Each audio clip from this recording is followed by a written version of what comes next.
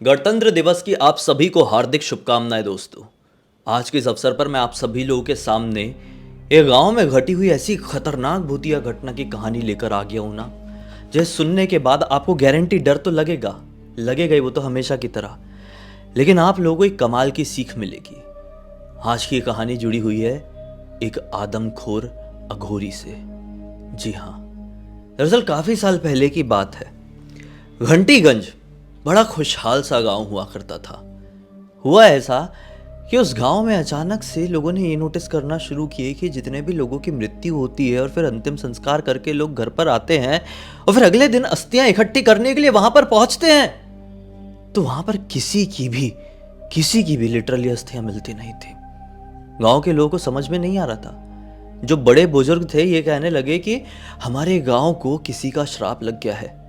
तो कुछ लोग कहने लगे कि हमारे गांव में काली शक्तियां घूमती है, भूत प्रेतों का बसेरा हो गया है। तो कुछ लोग इन सारी चीजों के ऊपर विश्वास नहीं करते थे।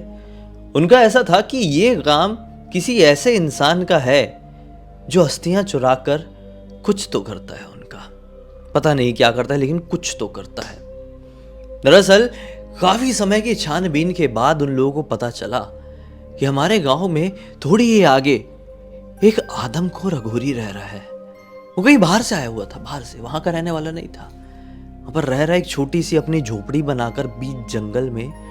और जब रात का वक्त होता है, किसी की भी मृत्यु होती है, अंतिम संस्कार करके लोग अपने घर पर लौटते हैं, तो वही शमशान घाट में पहुंचता है और उसकी अस्थियां चबा चबा कर खा जाता है। जी हाँ, बड़ा ही अजीबो गरीब किस्म का इंसान था वो। गांव के लोगों को पता चला तो उसके बारे में छानबीन करना शुरू कर दी, क्योंकि ऐसे लोगों से नॉर्मल लोग डायरेक्टली बात करने से भी डरते हैं। इस गांव के लोग भी इससे डरते थे, क्योंकि इसका हुलिया भी थोड़ा डरावना तो था ही। इसने अपना रंग रूप कुछ ऐसा बनाकर रखा था कि कोई भी इससे बात करने से पहले 4 बार सोचे। भाई गांव वाले इसकी थोड़ी फील्डिंग लगाते हैं और गांव वालों को समझ में आता है कि भाई ये सिर्फ एक आदमखोर अघोरी नहीं है, बल्कि ये ना ऐसी शक्तियों का उपयोग करता है जो कि बड़ी ही ज्यादा खतरनाक है। काली शक्तियां, काला जादू, मारण क्रिया। वो अपनी इन शक्तियों की मदद से किसी की जान तक ले सकता था। गांव में किसी की मृत्यु नहीं होती थी ना, तो हंसता खेलता इंसान उड़ जाता था। लोग कहते थे कि शायद उस आदमखोर अघोरी को भूख लगी हुई है, इसलिए उसने अपनी मारण क्रिया से इस इंसान को खत्म कर दिया, वरना इसको क्या होता। अच्छा खासा इंसान था। पक्का उस आदमखोर अघोरी की नजर इसके ऊपर पड़ गई होगी। गांव वालों ने यह चीज बहुत दिनों तक नोटिस किए, बहुत दिनों तक झेले, लेकिन कोई कितना झेल ले यार। एक दिन डिसाइड कर लिए कि इसका तो गेम बजाना पड़ेगा। सारे के सारे लोग इकट्ठे हुए और यही कोई दोपहर का वक्त रहा होगा। 3 साढ़े 3 बजे हुए थे। सब के सब, किसी के हाथ में तलवार, किसी के हाथ में कुछ, उसकी कुटिया के सामने पहुंच गए। वो अपने घर पे बैठ के कुछ तो भी साधना कर ही रहा था। उस वक्त भी जबरदस्ती करके सब एक साथ उससे घर पर घुसे। उसे घर पर एक कुर्सी थी लकड़ी की, उसमें उसको बांध दिए। उसमें बांधने के बाद उसको मारे जितना मार सकते थे। फिर थक गए ना, तो उसके पूरे घर को उसकी कुर्सी में बिठा के उसको अंदर ही छोड़ के जला दिए। सभी लोगों को यह लगा कि वो ज्यादा देर तक टिक नहीं पाएगा, मर जाएगा, लेकिन अंदर से चीखने चिल्लाने की आवाज बिल्कुल भी नहीं आई। अरे सोचो, कोई इंसान को कोई ऐसा जिंदा कर दे तो क्या वो दर्द से कराएगा नहीं, चिल्लाएगा नहीं? लेकिन नहीं, इसने नहीं चिल्लाया। खैर, जब सब कुछ जलकर खाक खाक हो गया तो गांव वाले बड़ी खुशहाली के साथ अपने गांव लौटे और बोले कि अब टेंशन खत्म, आदमखोर अघोरी नहीं रहा। लेकिन वो नहीं जानते थे कि उसका पूरी तरह से अंत अभी नहीं हुआ था। जी हाँ, इस तरह के लोग जब मरते हैं ना, तब वो और भी ज्यादा खतरनाक हो जाते हैं। लिटरली बता रहा हूं, शायद इसके साथ भी कुछ ऐसा ही हुआ। लेकिन ये गांव वालों को लग रहा था कि सब कुछ अच्छा है और ये लोग खुशियां मनाने लगे और अपनी जिंदगी काटने लगे। और इस कांड को किए हुए कुछ साल ही बीते थे कि दिल्ली से 4 लड़के पूरे ऑल इंडिया टूर पर निकले हुए थे। कुछ ऐसे ट्रैवलर टाइप के लोग होते हैं, ऐसे मिजाज के लोग होते हैं। अपनी बाइक उठा के वो अपनी बाइक से पूरे इंडिया का सैर करना चाह रहे थे। दिल्ली से वो लोग घंटीगंज तक पहुंचे। घंटीगंज में पहुंचने के बाद अचानक से उन लोगों ने यह फील किया कि यार बहुत थकान सी हो गई है। घंटीगंज के इलाके में ये लोग रात के तकरीबन 12 बजे के आसपास पहुंचे थे। डिसाइड किए कि ये गांव ठीक ठाक दिखाई दे रहा है, यहाँ पे आज रात में हम आराम कर लेते हैं। वो लोगों ने अपनी गाड़ी वहाँ पर लगाए, एक ढाबे में खाना खाए हैं और फिर ढाबे वाले से कुछ डिस्कस नहीं किए, आपस में ही डिस्कस किए कि यहाँ पे आज रात को तो रुक ही रहे हैं, लेकिन ज़रा सोचो ये एक बहुत इंटरेस्टिंग गांव समझ में आ रहा है, छोटा सा। अगर हम आज रात ये गांव में घूम ले तो बढ़िया नहीं रहेगा। चारों ने डिसीजन के साथ अपनी बाइक वहीं पर लगाए और पैदल ही जंगल की तरफ बढ़ने लगे। ढाबे वाले ने रोका भी कि आप अपनी बाइक छोड़कर किधर जंगल की तरफ बढ़ रहे हो, उधर मत जाओ, वो जगह ठीक नहीं है। लेकिन इन चारों लड़कों ने नहीं सुने। बोले कि भाई ऐसे ठीक अच्छी बहुत सारी जगह जिंदगी में घूम चुके हैं और ये तो एक छोटा सा गांव है, हम दिल्ली जैसे बड़े शहर के हैं, यहाँ पे कुछ भी हो जाए हम नहीं डरेंगे, हमारे अंदर हिम्मत है, आप टेंशन मत लो, आप आराम करो, अपना दुकान चलाओ। ये लोग जंगल की तरफ घूमने के लिए निकल तो गए, लेकिन ये नहीं जानते थे कि जंगल का इतिहास क्या है, यहाँ पर किसकी कुटिया थी। गांव वालों ने कुछ साल पहले एक आदमखोर अघोरी के साथ इसी जंगल में क्या किया था। वो लोग घूमते घूमते बदकिस्मती से उसी जगह पर पहुंच गए जहां पर उस अघोरी की कुटिया हुआ करती थी। आसपास के इलाके में देखे तो देख के समझ में आया कि अरे ऐसा लगता है कि यहाँ पे कोई आग लगी थी। खैर काफी साल पहले का समझ में आ रहा है। थोड़ा घूमते घूमते इन चारों में से एक विजय नाम का लड़का थक गया था। थक गया तो उसको एक कुर्सी दिखाई दी जो आधी जली थी। वो कुर्सी नॉर्मल नहीं थी, वो वही कुर्सी थी जिसके ऊपर बिठा के बांध के उस अघोरी को जिंदा जला दिया गया था। ये वही कुर्सी थी। विजय को इस बात की जानकारी नहीं थी और वो उस कुर्सी में बैठ गया। लेकिन जैसे ही वो उस कुर्सी में बैठा तो अचानक सा शांत हो गया। एक ही जगह पर एक टक लगाए देखने लगा, हिलडुल नहीं रहा था। जब इन लोगों का थोड़ा सा यहाँ पर घूम के हो गया तो विजय के तीनों दोस्तों ने बोले कि भाई चल उठ, चलते हैं, कितनी देर बैठा रहेगा, इतना थक गया था क्या। लेकिन विजय कोई भी रिस्पॉन्स नहीं देता है। अभी भी एक टक लगाए एक ही जगह पर घूरा जा रहा था और बिना पलके झपकाए एक जगह पर घूरने की वजह से उसकी आंखों से आंसू बहने लगे थे। इन तीनों को बड़ी हैरानगी हुई।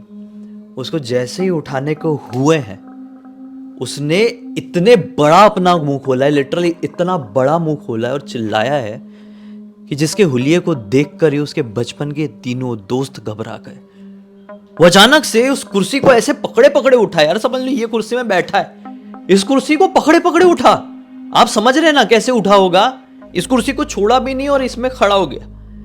अब बोलता है कि इस गांव का मैं उसी प्रकार से बदला लूंगा जिस प्रकार से इन लोगों ने मुझे खत्म किए थे। मैं किसी को छोड़ूंगा नहीं, सबको जलाकर राख कर दूंगा। ये बात को जब उन तीनों ने सुने तो इनका दिमाग खराब हो गया कि क्या बोल रहा है। इसको फिर से समझाने के लिए गए हैं कि साइड में कोई चीज पड़ी हुई थी, एक पत्थर। एक हाथ, कुर्सी नहीं छोड़ रहा था, कुर्सी का एक हाथ छोड़ के वो पत्थर उठा और अपने दोस्त के ऊपर खींच के वार किया। एक दोस्त को यहां पर लगा और खून आ गया। जब उन लोगों ने अपने विजय दोस्त का ऐसा बर्ताव देखे तो सब टेंशन में आ गए कि विजय तो बहुत सीधा साधा था, जिंदगी में कभी लड़ाई भी नहीं किया था, अभी बिना सोचे समझे ऐसा पत्थर उठा के कैसे मार दिया यार। ऑन द स्पॉट सोचे, मुझे बताने में टाइम लग रहा है लेकिन ये ऐसा जुप जुप जुप जुप जुप जुप ऐसा होता है। जैसे ये हुआ ये लगाओ भागो। ये लोग निकले वहां से और अपने दोस्त को उसी जगह पर छोड़ के ये लोग वापस से अपने जहां पे बाइक खड़ी किए थे ढाबे की तरफ भागने लगे। बहुत तेजी से भागते आए, बीच बीच में पलट पलट कर देख रहे हैं लेकिन वो इनकी तरफ नहीं बढ़ रहा है। वो वहीं पर रुक गया, अपनी कुर्सी में वापस से बैठ गया और ऐसे एक जगह पर टक लगाकर देखने लगा जैसे कि वो किसी का इंतजार कर रहा हो। ये सब भागते भागते भागते भागते भागते उस ढाबे के पास पहुंच गए, लेकिन ढाबा अब तक बंद हो चुका था। जी हां, इनको समय भी तो हो गया था। ढाबा बंद हो चुका था। इन लोगों ने अपनी बाइक उठाई और बाइक उठा के ये सीधे गांव की प्रॉपर बस्ती की तरफ बढ़ चले। गांव की बस्ती की तरफ बढ़े ही हैं कि गांव में एक काली माता का पुराना मंदिर था। उस मंदिर के पास से नजर डाले ही हैं कि एक पुजारी जी गुजर रहे थे। ये लोग समझ गए कि हमारे दोस्त के साथ कुछ ना कुछ तो लफड़ा हुआ है, पक्का हमारे दोस्त के दिमाग में कुछ हो गया है, कुछ भूत ऊत लग गया है। पुजारी जी के सामने अपनी बाइक रोके और पुजारी जी को सारी की सारी बात बताए। पुजारी जी सोचने लगे, बोले कि यार मैंने भी कुछ सुना हुआ हूँ कि उस जंगल का इतिहास सही नहीं है। मैं भी यहाँ पर कुछ ही समय पहले आया हूँ। इससे पहले मेरे पिताजी यहाँ पर काम किया करते थे। मैं बिना सरपंच की परमिशन के कुछ भी नहीं कर सकता। सरपंच जी का थोड़ी ही आगे घर है, उनके घर पर चलो, फिर बात करके देखते हैं। सभी लोग सरपंच जी के घर पर बढ़ गए। इतनी रात गए, सरपंच जी को ऐसा अजीब सा फील हुआ कि मेरे दरवाजे पर कौन आ गया है। सरपंच जी ने दरवाजा खोले और सरपंच जी को जब ये तीनों लड़कों ने अपने चौथे दोस्त की ये बात बताए तो सरपंच जी बहुत ज्यादा गुस्सा हो गए। बोले, पहली बात तो तुम हो कौन? हमारे गांव में कैसे घुस गए? हमारे गांव में घुसे तो घुसे, उस जंगल में क्यों चले गए जिस जंगल में ना जाने कितने सालों से जाना पूरी तरह से प्रतिबंधित था? तुम लोगों ने जाकर उस अघोरी की आत्मा को जगा दिया है। अब उसका प्रकोप सबको जलाकर रख देगा। पुजारी जी आगे बढ़े। सरपंच जी, आपको इतना चिंता करने की कोई ज़रूरत नहीं है। मेरे पिताजी ने मुझे ये बात बताए थे, कभी कोई ऐसी नौबत आ जाए कि उस अघोरी की आत्मा वापस से जागृत हो जाए तो एक ही तरीका होगा, जिस किसी भी इंसान के शरीर में वो प्रवेश करी है उस इंसान को वहीं पर जला देना। अघोरी की आत्मा हमेशा हमेशा के लिए शांत हो जाएगी। एक ही तरीका है, जिस लड़के के शरीर के अंदर अघोरी की आत्मा प्रवेश कर गई है उसे वहीं पर जला देते हैं। लेकिन जैसे ये बात ये तीनों लड़कों ने सुने, कैसे एक्सेप्ट कर सकते थे कि अघोरी की आत्मा से बचने के लिए हमारे दोस्त को जला दो? ये तीनों एक्सेप्ट नहीं कर सकते थे। फिर क्या था? ये लोग सोच में गए ही हैं, 30-40 सेकंड निकले ही हैं कि जोर से चिल्लाने की आवाज सुनाई दी सभी लोग को। सभी लोग भागते हुए सरपंच जी के घर के बाहर निकले तो क्या देखते हैं, वही चौथा दोस्त विजय ऐसे कुर्सी को लिए लिए दौड़ता हुआ गांव के बीचों बीच आ गया है। सरपंच जी, पुजारी जी, तीनों दोस्त, सब लोग भीड़ लगा ली उसके आसपास। अब वो कहने लगा कि आज की रात बस कट जाने दो, अगली रात के बाद उस दिन का सूरज तुम देख ही नहीं पाओगे, सब कुछ खत्म करके रख दूंगा। उसका ये बोलना हुआ कि सरपंच जी के 2 लोग आगे बढ़े हैं, हट्टे कट्टे मोटे ताजे, इसको जबरदस्ती करके पकड़े हैं। ये कुर्सी नहीं छोड़ रहा था, इसके शरीर में भी बल आ गया था। उसको पकड़े हैं खींचते हुए। एक सरपंच जी का एक ऐसा नौकरों वाला कमरा था, वहां पर ले जाके बंद कर दिए। वो ठोकता रहा दरवाजा, पीटता रहा, चिल्लाता रहा। ये सभी गांव वाले बाहर सोचने लगे कि अब क्या करना है इसका, कुछ तो करना पड़ेगा ना यार, नहीं तो ये खेल खत्म करके रख देगा। सचमुच में ये जीते जी बहुत खतरनाक था, अब तो ये मर चुका है और ये उसकी आत्मा है। ये इस लड़के को भी नहीं छोड़ेगा और फिर शायद गांव को भी नहीं। पता नहीं कोई काला जादू कर देगा तो। सब लोग टेंशन में आ गए कि उसी वक्त पुजारी जी ने ये कहे कि एक काम करो, उस दोपहर को तांत्रिक को कुर्सी में बैठाकर जिसने ये कांड किया था ना, ये जलाया था ना, उन सबको बुलाकर लेकर आओ, शायद कुछ हो सके। एक बच्चा भागते हुए उन लोगों के घर पर गया। सारे लोग बुढ़े हो चुके थे, 1-2 लोगों की मृत्यु भी हो गई थी। उस समय वो लोग जवान हुआ करते थे। सभी लोगों को लेके आया गया और फिर सब के सब मिलके उस कमरे के सामने गए जहां पर वो लड़का विजय बंद था, जिसका शरीर उस अघोरी की आत्मा से पजेस्ड था। दरवाजा खोला गया। जैसे ही विजय ने उन लोगों को देखा है, उन बुढ़े लोगों को देखा है जिन लोगों ने अपनी जवानी में उसको बांध कर कुर्सी में आग लगाए थे, वो और भी ज्यादा उग्र हो गया। अपनी कुर्सी छोड़कर इन लोगों के ऊपर वार करने के लिए बड़ा ही है कि यहाँ पे तैयार खड़े थे पीछे लोग। एक के हाथ में थी मिट्टी तेल का डब्बा और एक के हाथ में थी माचिस। जैसी कुर्सी छोड़ा, वो अध जली हुई कुर्सी में मिट्टी तेल एक ने डाला, एक ने जलाया माचिस और भाग वहीं पे धू धू करके जलने लगी वो कुर्सी। और सच में जैसी उस कुर्सी में आग लगी है, ये लिटरली वहां पे पॉज हुआ और मुंह के बल गिरा है। वो कुर्सी जैसे पूरी जलकर खत्म हो गई ना, वैसे इसका शरीर भी शांत हो गया।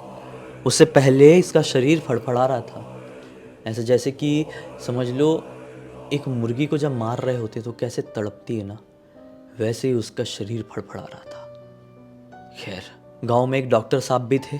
अब वो आगे बढ़े और बोले कि हमको इसको लेकर जाना पड़ेगा अपनी क्लिनिक में। एक छोटी सी क्लिनिक थी भाई, उस क्लिनिक में लेके गए, बॉटल लगाए। उसको बहुत ज़्यादा डिहाइड्रेशन हो गया था इतनी देर में, शरीर में बहुत ज़्यादा कमज़ोरी आ गई थी, इंजेक्शन वगैरह लगे। और फिर जब अगला दिन निकला, इसके दोस्त तो सब जाग रहे थे, बाकी के गांव के लोग अब तक सो चुके थे। अगला दिन निकला तो इसके दोस्त लोग इसको लेकर पास के ही शहर में पहुंच गए, उसका ट्रीटमेंट शुरू कराए और फिर फाइनली सब कुछ ठीक हुआ। उसके बाद से इन लोगों ने कसम खा ली कि आज के बाद भाई घूमने तो जाएंगे, देखो घूमना ऐसे छोड़ नहीं सकते, लेकिन आज के बाद जीवन में कैसी भी ऐसी अनजान चीज़ों को टच भी नहीं करेंगे। और ऐसा किए भी, उनकी ज़िंदगी अब अच्छे से कट रही है। इस पूरी घटना की जानकारी किसी और ने नहीं बल्कि इसी ग्रुप के एक लड़के दिनेश ने मुझे इंस्टाग्राम पर लिख कर भेजा। मैंने सोचा कि आप सभी लोगों को सुनाऊं और जानकारी दूं। अब तक इस वीडियो को देख लिए तो लाइक ज़रूर कर देना, चैनल को सब्सक्राइब करके बेल आइकन दबा के ऑल के ऑप्शन में क्लिक करना, क्योंकि इसी तरह के हैरान कर देना खौफनाक वीडियोस डेली आप लोगों के सामने लेके आता रहता हूँ। इंस्टाग्राम की लिंक इस वीडियो को डिस्क्रिप्शन बॉक्स में मिल जाएगी, क्लिक करके डायरेक्टली वहाँ पर पहुँच जाना। और इसी तरह की कोई भी कहानी, टॉपिक या जानकारी आप लोग के पास भी है तो लिख भेजना।